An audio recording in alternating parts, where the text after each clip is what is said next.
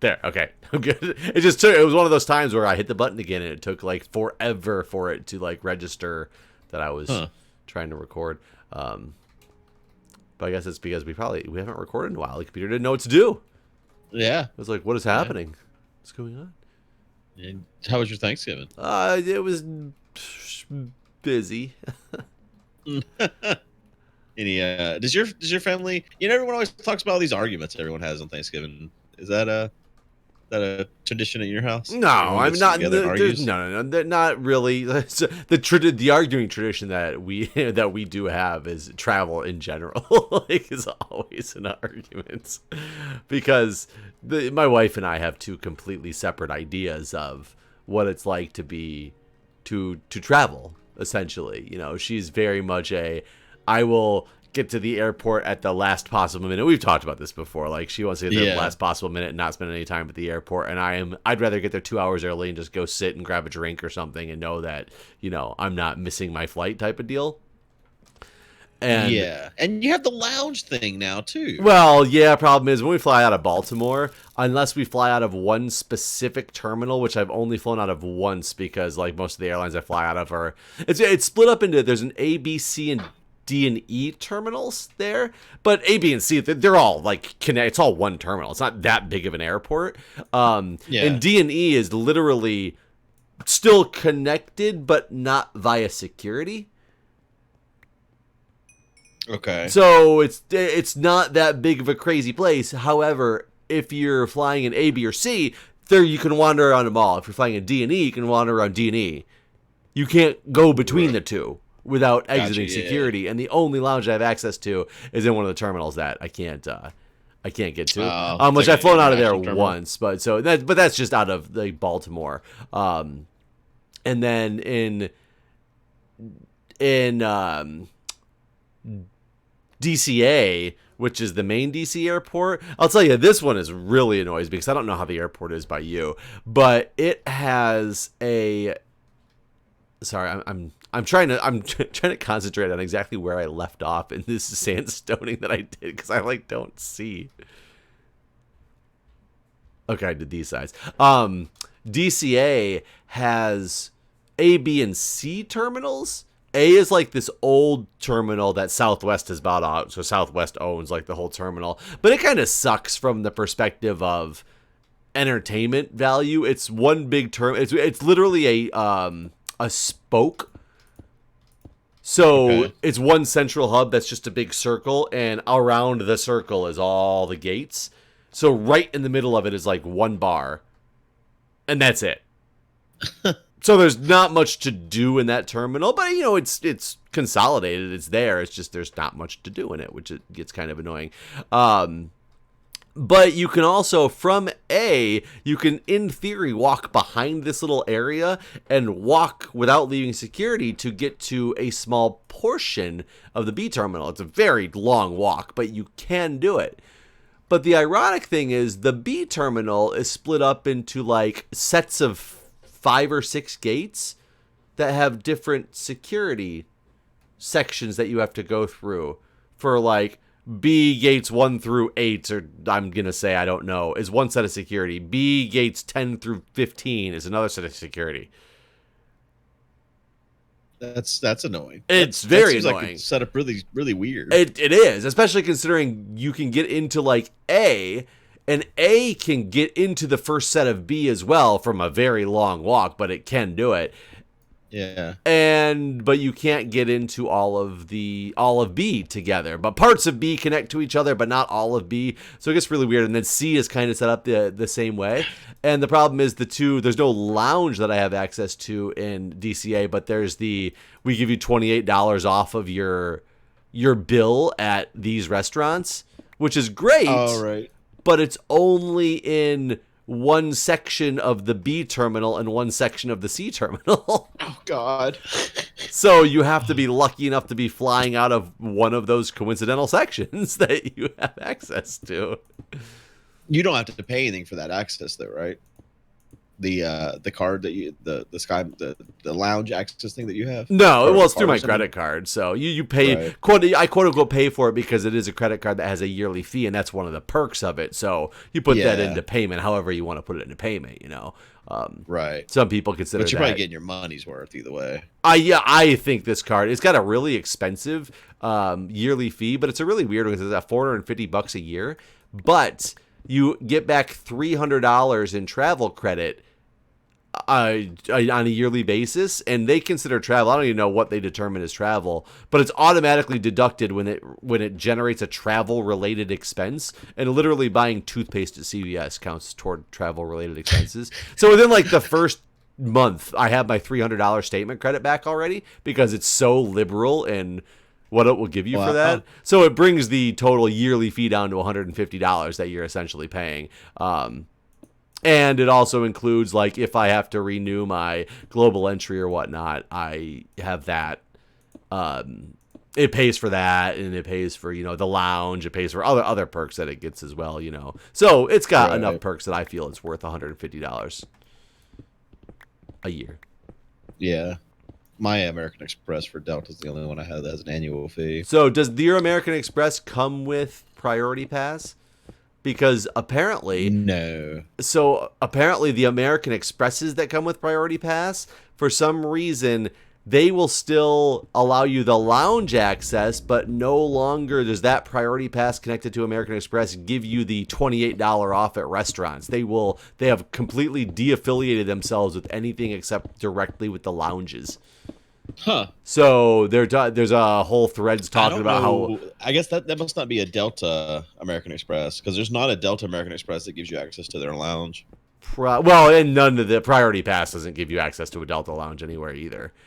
That I know of. So it's a different thing. So what American Express had going for it for the non like Delta dealing with so I don't know what your thing is with Delta, but it has access also to the Centurion lounges. It's got a Centurion pass, which is apparently all fancy. If you can get to a Centurion lounge, they're better than any of the places that participate with Priority Pass.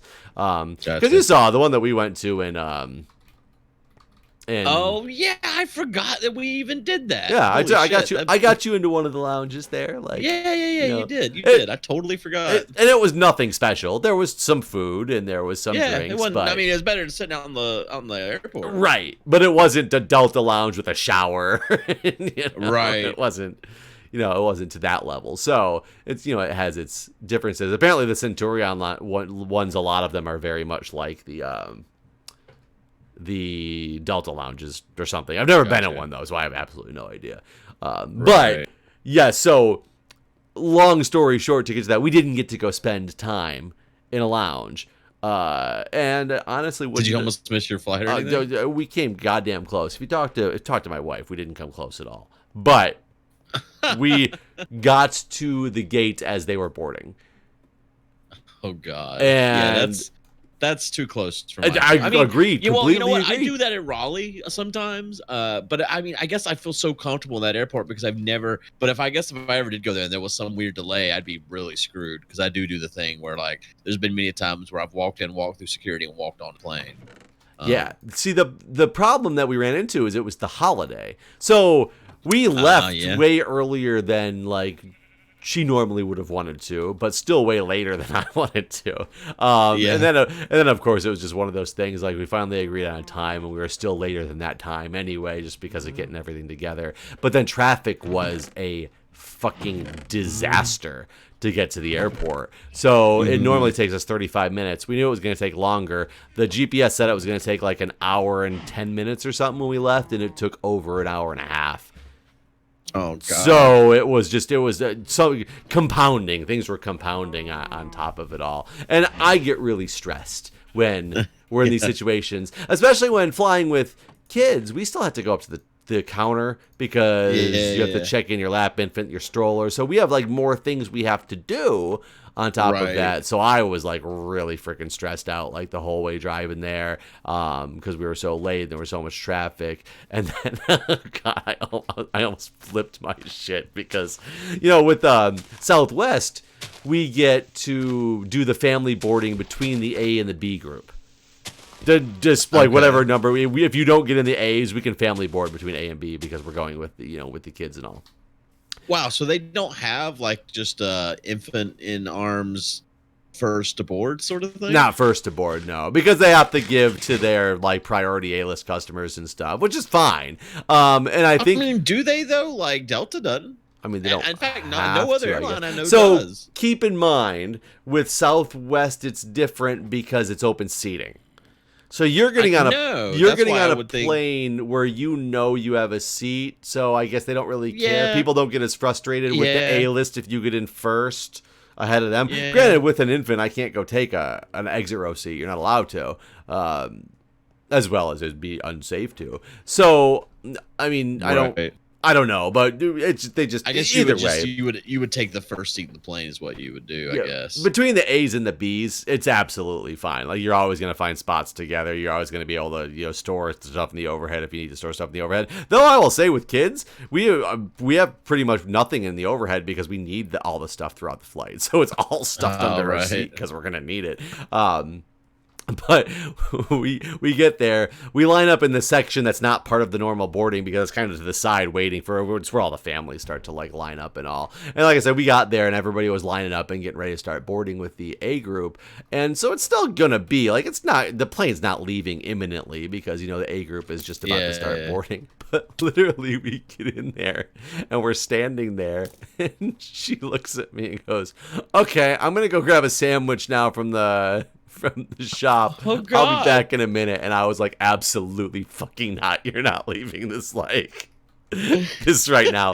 And granted, was there time? Sure, there was time to physically do it. But I mean, I was just like, you gotta be kidding me. And I was already like, so I was just a frazzled mess already. And I was just like wanting to get on the plane. Once I sit down on the plane, I'll be absolutely fine. But just do not fuck with me right now type of deal. I wish I wasn't so stressed out about flying, but I think it's what it is because I fly my own way. It's like I'm not stressed out about flying at all. The concept of flying does not stress me out. But I have my own way about me, and when I realize I have no control because clearly she wears the pants in our relationship, that's when I get super stressed. Mm-hmm. Yeah. God, I guess I've never had this particular problem. Be happy. Because everyone I've been with is also whatever. I guess I've also always had the Sky Lounge too, so it's like, I would purposely get to the airport. I have two modes. It's either I get to the airport where I'm getting there and walking on the plane, or I'm getting there going to the lounge for an hour, basically, planning to eat and all that sort of thing. So yeah. And then on top of all of that, I mean, it's fun. I love her family to death. They're great people, but her mom has been at our house basically nonstop for the past month essentially because she got a new job that she actually has to go to. It's not like a work from home job anymore.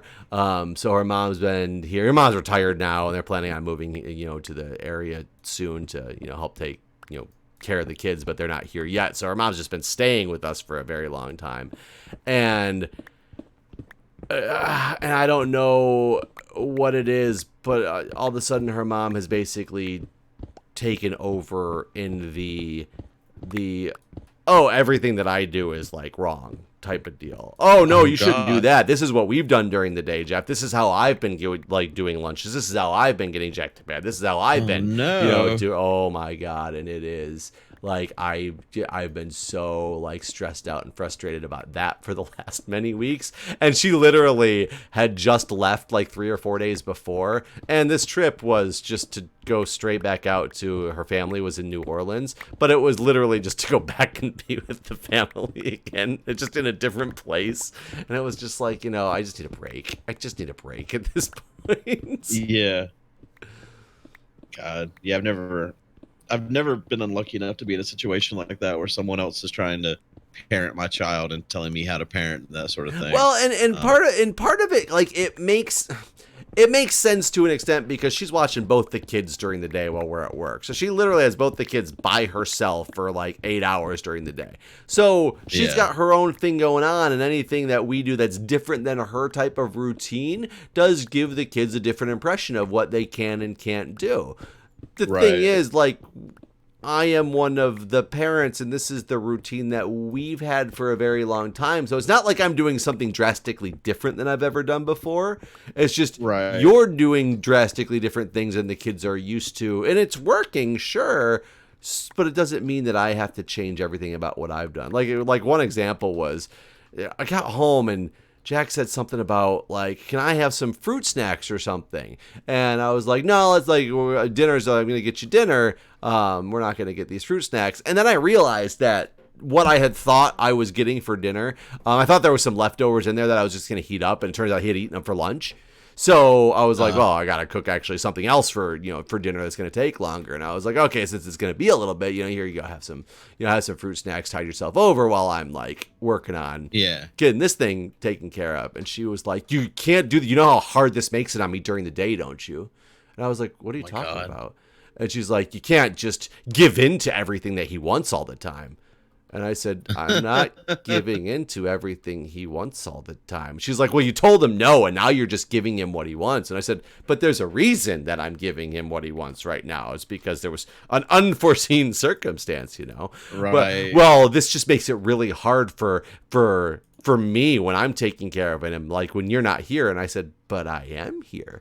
Like I'm the one doing this right now. Like I don't understand. Like I don't get if is your point that I can never give my son a snack because you're gonna take care of him during the day and he's gonna say, well, Daddy gave me a snack last night, so therefore you have to do it during the day. Sorry, you're gonna have to deal with that. Like I don't know where you're going with this, but it's like I get where she's coming from, but it's frustrating. All very frustrating at the same time. So it's funny because I sound bitter and I'm very stressed about it. Like I just need a break. Right. Well, how long is she supposed to be doing this? I mean, they're moving here. They're looking for a place to move here to be like the full time. And when they are like the full time, like nannies and babysitters and things like that, sure, they're going to be a lot when they're with the kids more than we are during the day because we're both at work now. Like Julia used to be home like during the day, and granted she was working from home, so there was still like a nanny and stuff here. She was still able to interact with the kids. That's different now. So her parents will be the people taking care of the kids for a very big bulk of the day. And I get it. Then you're going to be kind of like the parental figures as well. Yeah. Because you're there. So I get it. Like, I'm not saying that I'm unwilling to budge. It's just the way it's come out. That's going to be a nightmare. It's going to be difficult because I've already told you that, how Julie and I don't always see eye to eye on all parenting decisions. And can you guess who? It's gonna get really rough whenever there's something where it's like you think one way, Julia thinks another way, and then her parents agree with her, which is going to be a lot. Her dad less so. Her dad more either stays out of it or her dad and I are a lot alike. So he could be my ally in some cases. Yeah, but he if also he's like you. He's gonna just give in to his wife. He's just gonna stay out of it because he's a man who married a woman who he then had 3 daughters with. He has been outgunned for many years of his life. He's learned to just stay out of it. Accept. Yes. Right. Though I will tell you something that, and I don't know if it slipped or what. I've told you about the co-sleeping situation and how I know that there's been they were definitely, their family growing up was definitely way more family bed oriented, but nobody's ever told me. They would never come out and tell me like how long it ever went for because they know that I'm against that concept. Her dad made a comment, as I don't remember what we were talking about. We were just talking about something with beds and I don't know, kids playing on beds or like falling out of beds or something. And he said something about when they were in their family bed share, they had a king size bed pushed up to a double bed so that they had enough room. And I was like, oh my God. Oh dear Lord. Like, God, how did you make more babies when the babies are there for the baby making? I mean, that is a good question that I don't know the answer to, but that definitely proves to me that it was a much longer and more elaborate co-sleeping arrangement than I was Wow, that's crazy. prepared for. So, Well, at least you stopped the cycle no, to I some wouldn't degree. exactly say that. It's, I mean, I'm trying I to slow it mean, down as well, much as your I kids aren't possibly sleeping can. with you whenever they're like 15. Like it sounds like that was going on. I mean, I hope not. Yeah, I mean, Jack has his own room as it stands now. He ends up making his Yeah. way into our room most nights at some point, but he is sleeping in his own room, Right. So I'm hoping that we broke that cycle. But wow, yeah, that definitely opened my eyes to. It definitely explains why we have such a difference in thought process and style, because I was raised a completely different way than that. Mm-hmm. I wasn't even allowed to have lights on. Like I was not allowed a nightlight and stuff. And that's why Why? I can't. I don't know. I don't know that one. But apparently my dad was like, no, he doesn't need a nightlight. Like he's going to become dependent on it. So I wasn't allowed to have one because it would make me dependent on it. And as a result, now I'm dependent on darkness because like I cannot sleep if there's any light. Um, so he just ruined me in a different way, really. That is good. That is kind of interesting. Like, I never. It's fun. I grew up. I wouldn't say in complete darkness. I was allowed to have like night lights and stuff. But I was definitely. Get away, buddy. I definitely was not. Did not have a TV in my room until I was, got in my teens. I think part of that is our age too. Like you couldn't just hang True. a TV on the wall That's like true. you can now. But I was in my teens when I got a TV in my room. I remember a teeny little 13-inch like TV that was across the room. Yeah. So like smallest thing in the world. But now it's so damn impossible for me to sleep without like background noise or the little bit of light from a TV and stuff. Really? Yeah. I can't sleep. Huh. Pitch darkness, and maybe it's also my fraternity days did it to me too, but pitch darkness is like almost, it's eerie to me. Huh. You need that little bit of light. I need a little bit of light or the little bit of something. And I'm not a fan sleeper because I know a lot of people who are the dependent on a fan, the whir of I a am fan. a fan sleeper. Yeah, that's me. I do not like need that fan. necessarily the whir of a fan. I just need, but I need something, noise and light. Yeah, I used to listen to like music whenever I'd go to sleep. I remember my grandma making a big deal about that when I'd come to visit her and saying how there ain't no way anybody could sleep with that stuff on. And now she listens to the radio whenever she goes to bed every night. Well, you weren't. What were you listening to? Like hardcore. I remember I was listening to Counting Crows, and I let her listen to this part of it. And there's I think it's Mr. Jones, where it talks about looking like God, or like Jesus, or something like. I don't remember exactly even the lyrics now, but she just flipped out about how sacrilegious that was. The good old sacrilegious Counting Crows. Right. But what kind of logs were these in the wall? Those are dark oak. Okay, we need to get some more dark oak as there is some planted around here somewhere, like near the pyramid somewhere. I'm definitely digging these like nice deep holes to replace it with. I just don't have anything to replace it with right now.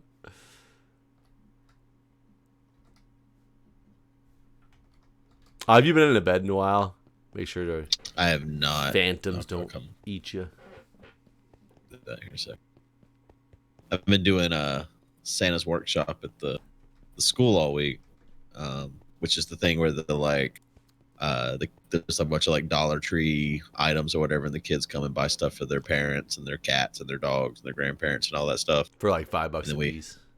No. Actually, it's one of the few things that the school does that's the PTO does. It's not a fundraiser. They actually lose money on it, because they'll get like things at like $1.05 or whatever, still sell them for $1, and stuff like that. So basically, sometimes they go over. Plus, they like buy we put them in brown paper bags and then like put a little bow on them and staple them or whatever, and put the name of the kid and the name of whoever it's for and that sort of thing. So it's not quite wrapped, but kind of. But yeah, I guess they lose money on this thing. So it's actually a pretty good deal for the kids. Like they get like stuff from Bath and Body Works, for like I guess moms, or I guess it could be for dads too. But anyways, and that stuff like price wise is like way cheaper than what you can get at Bath and Body Works for, because they get a deal and they do it like during Black Friday or something. Um, so, but So are you hinting at your daughter oh like, no, so I brought this up. No, Daddy no, I was gonna really ask you about likes Santa. this body spray? No, I was gonna ask you about kid names, because this is one of the things that bothers me every year when I do this thing. Because I'm one of the guys that's sitting there stuffing the bags and but writing down names and everything. And there's two things that always happen. One is kids will, they'll give you their name. There's the whisperers for one thing. The kids that walk up in there, they whisper their name to you, and you can't hear them because there's 30 other kids and they're trying to shop and they're all talking and stuff. And then meanwhile, you got this little kid like whispering their name, and you're like, "What'd you say?" But then there's the ones. What I wanted to talk about was so like yesterday, this little girl comes up. And I'm like, "Hey, what's your name?" I was gonna write it on the bags or whatever. And she says Zoe, and so I write Zoe on the thing, and she goes, "No, it's with an I." And I'm like, she's looking at it, I go, "Zoe, where am I supposed to put an I at here? Where do you need an I? I can't imagine." ZOEI? I'm No, trying to ZOIE. So that's actually what I meant. I meant to say Okay. that. I just ZOEI? ZOIE, that's what I meant. But I mean, I don't know. And like today there was a kid, Jaxon was his name, and it was JAXON. Jaxon with an X? That Yep. is interesting. I've never heard that before. I kind of like it though. I mean, I'm fine with these things. The thing is, you're given a name that has a known spelling to someone, and then Well, it's just that's fucking with people, basically. But that is kind of fucking with somebody. However, it's fucking with them to show the inefficiencies of the old school Jackson. I mean, you just literally replaced 3 letters. It's with true. one. It's true. Yeah. I mean, they're just The most efficient of Jacksons. They are taking over the world. They're like the Henry Ford of the Jacksons. They made the assembly line and moved on. One of the ladies that I know that does all the like she did everything, every volunteer thing. We were talking about Santa, and she's got a daughter that's in 5th grade this year. And I asked her, I was like, "So when did your daughter stop believing?" And she's like, "She still believes." And I was kind of shocked by this. I was like, "Yeah, do you think she's lying?" She's like, "Maybe." She's like, "I don't know." Because she apparently she talks about other kids talking about it, about that there is no Santa and this or that. And she's like, "Mom, they don't believe, and so they don't get any presents, and that's their loss, really. I don't know why they stopped believing, but Santa doesn't come to their house anymore and all this." And I was like, man, that's just because I'm expecting like this to be maybe the last year for me in the Santa game. But you don't want to ruin the magic, dude. That would just I'm not going to. You're just anti-Christmas. You just like no. I'm not going to be the one that says anything. I'm just thinking that this is going to be about the point where my daughter's. I think if you commit, man, you're just a quitter. If you give up anytime, you just gotta push that agenda. Well, she wrote a letter to her fairies 2 nights ago, asking because at the school they have an elf on the shelf. The irony that's about to take place in this statement, I can almost hear it. But go on. At the school they have their elf on the shelf in the classrooms, and so Crystal got one at her house too, and so she has an elf on the shelf at her mom's house now as well. And so last year she asked me why we don't have an elf, and I was like, well, I never had one when I was growing up, so maybe it's a thing like that's based on a childhood thing, and like I guess our family just doesn't have elves. And like, well, I have one at my mom's house, and I'm like, well, maybe something to do with her new husband or something. I don't know. So I've just kind of like left it alone because like there's a lot of work goes into this whole elf thing.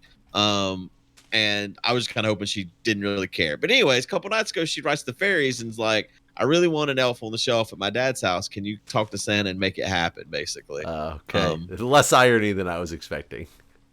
What were you expecting? I literally thought she was gonna have written to her fairies asking if Santa was real.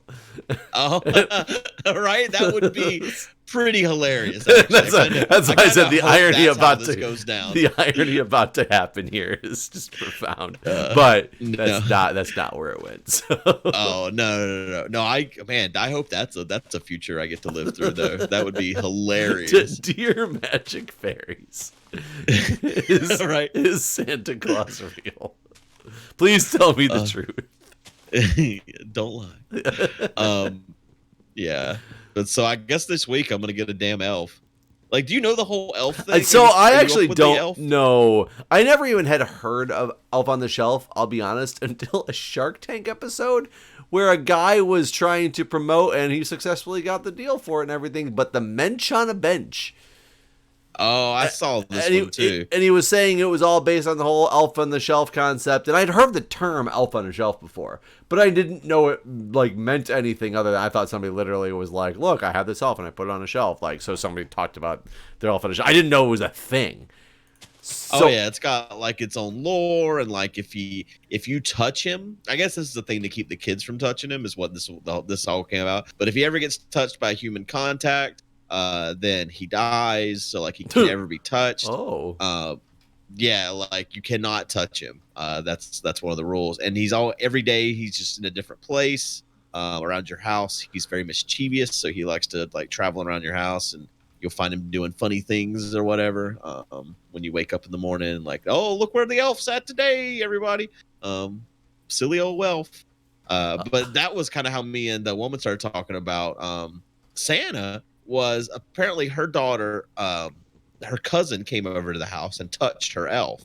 And there was a lot of drama because she killed the elf, right? Because you touch the elf dies. And so she Googled how to save the elf. And apparently you have to like put it in a ring of brown sugar and sing a bunch of Christmas carols as like a family. And then there's something else you have to do. And so apparently they went through this whole ritual to revive their elf after her cousin killed it by touching it. So Elf on a Shelf is a cult, is what you're saying. Yeah, no, I don't like it. I don't like anything about it. I mean, I guess I'm a hypocrite because meanwhile I'm promoting Santa and the belief in that and all this. But the Elf on the Shelf thing is just like it's too much for me. It kind of also teaches a bad like story about death for some kids who might take it too seriously, because they might like extrapolate it to like, oh, if mommy or daddy dies, we just sing a song covered in brown sugar and like, yeah, I didn't know that you could revive the elf. This was the first I heard about it, because last year you probably couldn't on original lore, but I bet you just with the advent of the internet, there was too many sad children. Yeah, like last year we went to Renee's house and she'd gotten an elf for her daughter. And we get there, and they're all like moving him and playing with him. And my daughter freaks out. She's like, "They're killing him!" And I was like, "This was already dead. Don't worry." Well, yeah. And I poured it aside. I'm like, "Why are you touching the elf? You can't touch the elf."